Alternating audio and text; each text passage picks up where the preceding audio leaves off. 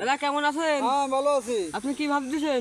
আমি ভাবতেছি ভাই যে ডলার আর টাকা, ডলার আর টাকা, এই ডলার মানে কি জানো ভাই? আগে যেমন আমাদের দেশে কড়ি পাওয়া যেত না, তারপরে আছে কাঁচা টাকা পাওয়া যেত না। এই ব্রিটিশরা সেই কড়িও তুলে নিয়ে গেছে, সেই আছে কাঁচা টাকাও তুলে নিয়ে গেছে। এখনও নিয়ে যাইয়ে ওই সেই পরিমাণ অনুযায়ী এখনও তারা ওই ডলার এবং কড়ি এই সমস্ত কার্যক্রম চালাই যাচ্ছে। আর আমাকে কাগজে ছাপানো টাকা দিয়ে ওই সমস্ত বন্দিভাবে আমাকে মানে দাবায় রেখেছে।